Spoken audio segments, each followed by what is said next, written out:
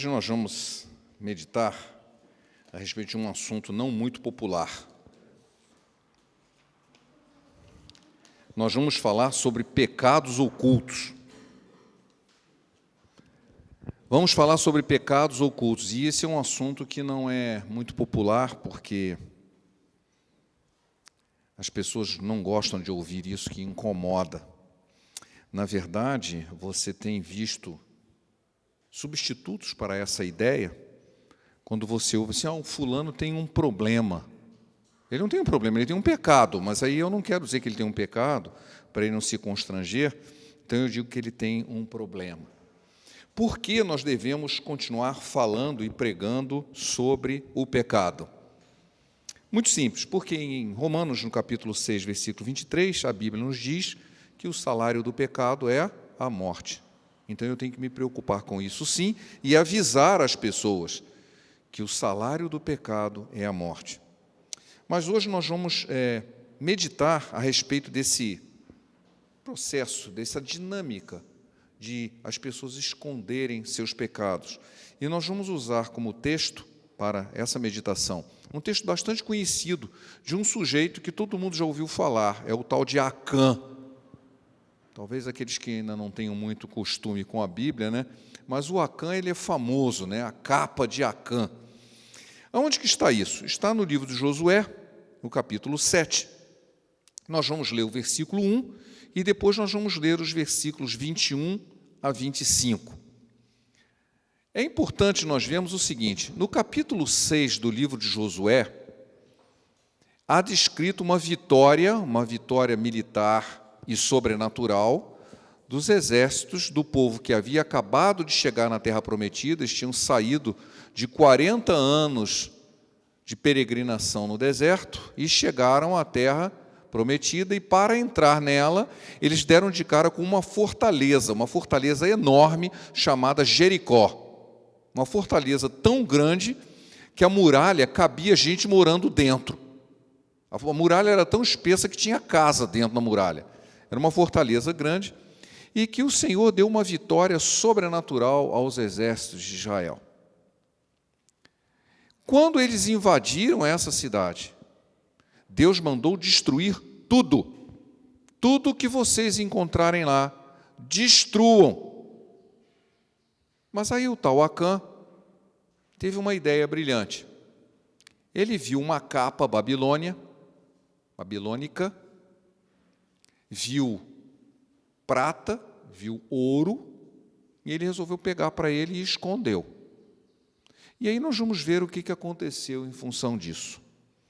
No capítulo 7, no versículo 1, diz o seguinte: prevaricaram os filhos de Israel as coisas condenadas, porque Acã, filho de Carmi, filho de Zabdi, filho de Zerá, da tribo de Judá, tomou das coisas condenadas.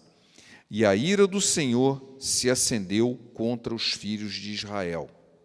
Versículo 21 diz assim: ele foi posto, descobriram o que tinha acontecido, várias pessoas morreram em função disso, descobriram que havia pecado. Quando ele foi confrontado, ele diz o seguinte: quando vi entre os despojos uma boa capa babilônica, 200 siclos de prata e uma barra de ouro do peso de 50 siclos, cobicei-os e tomei-os, e eis que estão escondidos na terra, no meio da minha tenda, e a prata por baixo. Então Josué enviou os mensageiros para que fossem correndo à tenda, e eis que tudo estava escondido nela, e a prata por baixo. Tomaram, pois, aquelas coisas no meio da tenda, e as trouxeram a Josué e todos os filhos de Israel, e as colocaram perante o Senhor. Então Josué e todo Israel com ele tomaram Acã, filho de Zerá, e a prata, e a capa, e a barra de ouro, e os seus filhos, e as suas filhas, os seus bois, os seus jumentos, e as suas ovelhas, e a sua tenda, e tudo quanto ele tinha, levaram para o vale de Acor, e disse Josué: por que nos conturbastes? O Senhor hoje te conturbará. E tudo isso, e todo Israel o apedrejou, e depois de apedrejá-los, queimou-os. Que história triste, que história triste. Algumas pessoas dizem: o pecado de Acã é muito claro. Ele mesmo disse: a cobiça. E está muito claro. cobiça. Só que esse não foi o pecado dele. Esse foi o motivo do pecado. O pecado foi a desobediência. Eles haviam recebido ordens de queimar tudo e não pegar nada. E ele viu algo de valor, ouro, prata e uma capa. Eu não sei por que as pessoas tanto se apegam na capa. A capa era o que valia menos, né? Ele pegou uma barra de ouro de 50 ciclos, era uma barra de ouro enorme. Valia muito mais. E prata. E ele escondeu. O pecado de Acã foi motivado pela cobiça, mas o pecado foi a desobediência. O mesmo pecado de Adão e Eva. Desobediência. O mesmo pecado. É importante que a gente entenda essa dinâmica para que isso não ocorra em nossas vidas. Acã sabia o que devia fazer e não fez. A cobiça foi o motivo, mas ele sabia que ele não devia pegar e ele fez. Por que ele fez? E aí nós precisamos meditar o seguinte: nós temos uma tendência, todos nós, a obedecer àquilo que a gente concorda. Só que eu queria dizer uma coisa muito séria. Quando você só obedece àquilo que você concorda, você não está sendo obediente. Isso não é obediência, isso é concordância. Eu concordo, portanto eu faço. Obediência não é isso. A obediência, ela não pressupõe entendimento e muito menos concordância. Criança é muito disso. Mas por quê? Mas por quê? Porque eu estou mandando, obedeça. Por quê? Porque ela não tem condição de compreender agora. Você vai explicar para a criança que ela tem que escovar os dentes todos os dias, é uma chatice. Aí algumas pessoas colocam uma pasta de dente com gosto de bala, colocam uns negócios coloridos e tudo para justificar aquilo que era obediência. Eu estou mandando, faça. Quando você chega adulto, sim, ainda bem que eu fiz, porque senão não teria mais dente hoje na boca. Mas na época não poderia compreender. Acontece que isso já está na Bíblia. Quando Jesus se propôs a lavar os pés de Pedro, ele recusou na hora e justificou-se. Não, mas eu sou um pecador, como que você vai fazer isso? Isso está em João, no capítulo 13. No versículo 7, Jesus diz o seguinte: o que eu faço agora, tu não o sabes, saberá depois. Obediência é isso. É você fazer sem saber por quê. Você vai compreender depois. Porque se você já sabe tudo, isso não é obediência, isso é concordância. Eu não tenho que saber tudo primeiro, ou muito menos concordar para obedecer. Eu tenho que obedecer. Se olha, chega lá e queima tudo, menos quando você achar que vale a pena. Não foi isso. Era para chegar lá e queimar tudo. Ele chegou lá e disse: mas puxa vida, hein? Isso aqui bem que podia ser aproveitável. Tem uma barra de ouro aqui, umas barras de prata, uma capa bacana. Eu acho que eu vou levar. Por quê? Porque, embora ele soubesse, ele não concordava. Mas não era para concordar, era para obedecer. Obedecer primeiro, entender depois. Nós encontramos Samuel falando, né, assim, olha, é muito mais importante obedecer do que sacrificar. Está em 1 Samuel. Deus espera de nós obediência. E obediência é obedecer, concordar depois, compreender mais tarde. Acã escondeu o seu pecado. Ele não apenas pecou, porque ele achava que podia ser diferente, ele sabia que tinha que fazer, mas ele entendeu que podia ter algum lucro com aquilo. Ele escondeu, porque ele achava que o seu pecado oculto não iria trazer nenhuma consequência. O que tem de mais, né? Eu vou pegar esse ouro aqui, ouro igual a todo mundo, ninguém vai perceber de onde ele veio, eu vou esconder aqui. Mas acontece que a obediência, sempre, a desobediência, o pecado, ele sempre tem consequências, por isso é pecado. Essa história diz, não, tudo bem, ninguém vai saber, está escondido, não vai ter consequências. Errado. Mesmo que ninguém saiba, o pecado, por ser pecado, sempre tem consequências. O que aconteceu é que no dia seguinte eles perderam uma batalha que era fácil. Eles tinham ganho uma que era impossível de ganhar, porque Deus estava com eles. No dia seguinte, eles foram enfrentar uma que era fácil de ganhar e perderam. Aí o Josué, que era um cara espiritualmente maduro, assim, alguma coisa aconteceu. Por que nós perdemos? Nós estávamos sob a unção de Deus e não estão mais. Alguém pecou e escondeu. Assim, então nós vamos descobrir quem foi. Os pecados sempre têm consequência. As pessoas gostam muito de gravar os versículos, mas esse é um que ninguém gosta de gravar. Números 32, 23. É fácil de gravar porque 32 é o inverso de 23. Esteja certo que um dia o seu pecado te há de achar. Esse ninguém gosta. Esteja certo que um dia o vosso pecado, o texto completo é: se não fizerdes assim, eis que pecaste contra o Senhor, e sabei que o vosso pecado vos há de achar. Números 32, 23. O nosso pecado vai nos achar. Não adianta você esconder. Não adianta achar que não tem consequência. O apóstolo Paulo, em 1 Timóteo, no capítulo 5, versículo 24, ele diz o seguinte, um alerta muito importante.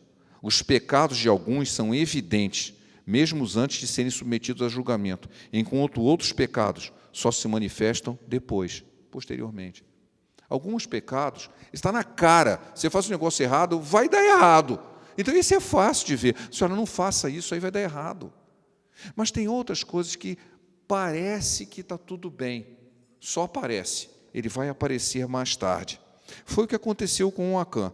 Ele achou que não ia ter problema ter ouro. Todo mundo tinha ouro. Por que não? Eles trouxeram o ouro dos egípcios, que Deus havia dado a eles. Por que não ter mais uma barra de ouro? Por que não ter mais uma barra de prata?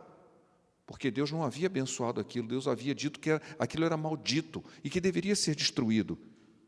Ele não compreendia por quê. Ele não compreendia, achou que não precisava obedecer. E achou que não ia ter consequência. Mas teve.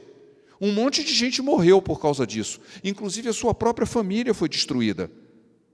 Ele prejudicou toda a comunidade e destruiu a sua própria família. A família dele foi morta por causa disso. Então, aquela frase assim, a vida é minha, eu faço dela o que eu quiser. Já ouviram isso? Tem muita gente que pensa assim. Ninguém tem nada com isso. A vida é minha, eu faço o que eu quiser. Isso não é verdade. Isso é uma frase equivocada.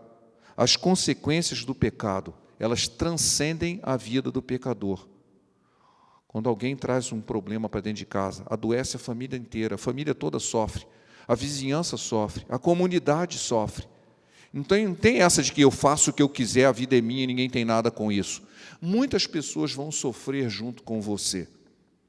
O pecado, ele traz consequências, sim, e não só ao pecador, ele traz consequências aos outros. Então, a ideia de que eu faço o que eu quiser, ou vai ser só para a minha família, não. Muita gente sofreu por causa disso, porque havia um pecado oculto. Mais importante ainda que o Acã não percebeu, é que o pecado oculto, ele impede a ação de Deus em nossas vidas. Tem alguma dúvida disso? Se eu atender a iniquidade no meu coração, o Senhor não me ouvirá. Salmo 66, 18. Quem pode discernir os seus próprios erros? Purifica-me dos que me são ocultos, até os pecados que me são ocultos. Eles continuam pecado. Você pode dizer, mas eu não sabia. Mas por ser pecado vai ter consequência, mesmo quando você não sabia. Ainda mais sabendo é pior ainda. As nossas iniquidades fazem separação entre nós e entre vós e o vosso Deus, e os vossos pecados fizeram esconder de vós o seu rosto, de sorte que não vos ouça. Isaías 59, 2. É claro que um pecado oculto, ele impede a ação de Deus em nossa vida. Ele impede, inclusive, que Deus ouça as nossas orações. Não porque Ele não pode ouvir, mas porque Ele não quer ouvir. Não há nada que possa impedir Deus saber de tudo da nossa vida. Ele é onisciente, mas Ele pode dizer assim, eu não vou fazer caso do que você está falando. Por quê? Porque você tem um pecado oculto na sua vida. Está impedindo o meu agir, está impedindo um relacionamento comigo. Isso está na Bíblia. E não adianta buscar algum tipo de mecanismo compensatório. Eu faço isso de errado, mas eu vou fazer uma opção de coisa boa. Eu conheço pessoas que promovem ação social, ajudar os mais pobres, ajudar os carentes, ajudar os doentes, ajudar, fazer alguma coisa. Mas, no fundo, não é para fazer o bem simplesmente, mas é um mecanismo compensatório. Assim, já que eu mantenho um pecado oculto na minha vida, eu vou compensar fazendo coisas boas. Não compensa. Obediência é melhor do que sacrificar, disse Samuel. Disse Deus através de Samuel, lá em 1 Samuel 15, 22. Tem porventura Jeová tanto prazer em holocaustos e sacrifícios, quanto tem em que se obedeça a sua voz? Eis que o obedecer é melhor do que o sacrifício, e o atender do que gordura de carneiros. Deus quer que a gente seja obediente. Deus quer que a gente seja obediente. Não adianta ter um pecado oculto na sua vida. E Deus assim, eu vou compensar isso fazendo uma opção de coisa boa. Ou pior ainda, eu vou para a igreja e vou louvar a Deus, vou fazer tudo, mas vou continuar em pecado. O que o Senhor prefere é que você seja obediente. Aquela história de fazer boas ações é bom, mas não com um mecanismo compensatório. Então, nós precisamos ver que o pecado oculto, ele não apenas traz consequências para a nossa vida, ele traz consequência para outras pessoas. Ele não pode ser escondido, mais cedo ou mais tarde ele vai aparecer, e ele vai trazer consequências. E ele impede a ação de Deus na nossa vida. O que eu devo fazer a respeito disso? Está em Provérbios 28, 13. Aquele que encobre as suas transgressões jamais prosperará, mas os que a confessa e deixa, ou abandona, alcançará misericórdia. O que a gente tem que fazer? Deixar. Parar com isso. Parar com isso. Nós precisamos confessar os nossos pecados. Se confessarmos os nossos pecados, Ele é fiel e justo para nos purificar de toda injustiça. Não é isso que diz lá em João? 1 João? Só que esse confessar não é a mim, não. Não é ao pastor que você tem que confessar, não. A primeira coisa que você tem que fazer é confessar a Deus. Talvez você tenha que confessar para alguém a quem você ofendeu, e você tenha que pedir perdão. Você deve compensar essa história assim, não, eu já me arrependi, está tudo certo. O que você fez a respeito? Nada, eu só me arrependi. Que arrependimento é esse? Eu já ouvi arrependimento condicional, já contei isso aqui. Uma pessoa com quem eu tive um contato e pude aconselhar no passado, ela tinha um sério problema com o marido, e o marido disse que ele tinha se arrependido de uma porção de coisas e que ele não iria mais fazer as coisas para as quais ele tinha dito que tinha se arrependido. Não passou um tempo, ele fez tudo de novo. E ela disse assim, mas você não tinha se arrependido? Ele disse, não, eu disse que eu me arrependia se você fizesse isso assim, assim, assim. Mas já que você não fez, então é um arrependimento condicional. Ou seja, eu me arrependo se você fizer isso. Se você não fez, então eu me desarrependi. Isso não é arrependimento, isso é hipocrisia. Isso é pura hipocrisia. Com Deus você não faz isso. Deus não pode ser enganado. Talvez você possa enganar as pessoas do arrependimento condicional. Se você fizer isso, eu me arrependo. Como assim? Arrependimento é arrependimento. Você reconhece que errou e não vai fazer mais. Eu reconheço que eu errei se você voltar para mim. Se você fizer uma coisa para mim, aí eu me arrependo. Isso é hipocrisia. Deus não admite esse tipo de coisa. Não existe arrependimento condicional. Ou existe ou não existe. Hipocrisia não serve. O que a gente tem que fazer é nos arrepender, confessar e reparar quando possível. Tem coisas que não dá para reparar, mas aquilo que dá para reparar, nós devemos reparar. Muitas vezes a gente não faz porque isso implica em você se humilhar. Né? Uma vez a Maite contou para mim que estava vendo um programa da TV sobre super nani, né? Super babá, né? A pessoa que cuida de crianças, uma especialista em cuidar de crianças problemáticas. E ela foi na casa de uma menina que era insuportável, né? A mãe não aguentava mais ela, então ela trouxe a super nani para ajudar a domesticar a fera, né? E a menina fazia de tudo e tal, e a mulher foi lá e pressionou e disse, você está agindo errado, você tem que pedir desculpas. Chegou na frente e disse, você tem que pedir desculpa, peça desculpas agora à sua mãe. E ela ficou naquele impasse. Você tem que pedir desculpas agora para sua mãe, você fez uma coisa errada. Eu só peço desculpas se ela fechar os olhos. Ela tinha que fazer uma exigência final. Uma exigência final, eu só peço por quê? Porque isso é humilhante.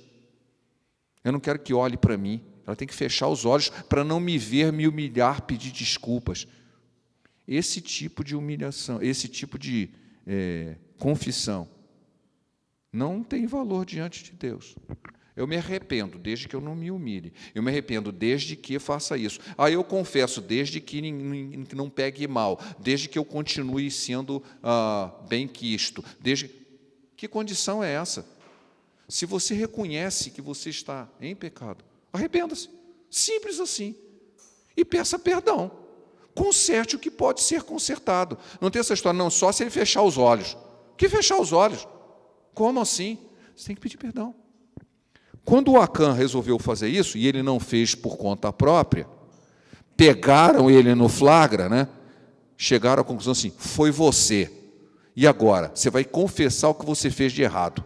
Você, eu vi uma capa, você está tudo enterrado ali dentro. Ok, pegar aqui, vamos fazer alguma... Você trouxe maldição para o arraial, agora vamos fazer a mesma coisa com você. Para nós isso não vale, nós vivemos no tempo da graça. Quando nós nos arrependemos e confessamos os nossos pecados, é com o próprio texto que eu acabei de mencionar, Ele é fiel e justo para nos perdoar e nos restaurar, porque Jesus pagou os nossos pecados. Mas mesmo pecado oculto? Sim, mesmo pecado oculto. Mas você precisa confessar e se arrepender dele, deixá-lo, e será restaurado e será purificado. Eu mencionei, não li, Romanos 6:23, mas eu fiz de propósito porque eu só li um pedaço, porque o versículo todo diz, o salário do pecado é a morte, mas o dom de Deus, o dom gratuito de Deus, é a vida eterna em Cristo Jesus. Então, existe uma coisa, que é o salário do pecado, o pecado oculto, não arrependido, não confessado, que só produz consequências ruins. Porém, o dom gratuito de Deus é a vida eterna em Cristo Jesus. O que eu convido a todos hoje é nos meditarmos, se você tem algum pecado oculto na sua vida, se algo que você sabe que não devia fazer e tem feito, bom, você pode confessar a Deus, pedir perdão e restaurar a sua vida. E eu gostaria de terminar com o Salmo 139, 23 e 24, que diz o seguinte, sonda-me, ó Deus, e conhece o meu coração, prova-me e conhece os meus pensamentos, vê se há em mim algum caminho mau e guia-me pelo caminho eterno. Que o Senhor nos perdoe, nos restaure e nos guie pelo caminho eterno, em nome de Jesus. Vamos orar. Pai, obrigado por tudo que tens feito em nossas vidas e por tudo que ainda irás fazer. Que a Tua palavra possa ser usada pelo Teu Espírito para nos convencer de tudo aquilo que precisamos fazer em nossas vidas para restaurarmos uma comunhão perdida. Pai, nós não queremos ter pecados ocultos em nossas vidas, queremos ter uma vida de santidade voltada para o Teu querer, para ser um canal de bênção, Pai, para nós mesmos e para os outros, e estar no centro da Tua vontade. Ajuda-nos, Senhor, a ter forças para restaurar, para mudar nossas vidas, para abandonar o pecado, para reconhecer até mesmo aquele que é oculto em nossas vidas. Liberta-nos disso, Pai, purifica a nossa vida. Tudo te pedimos em nome de Jesus. Amém.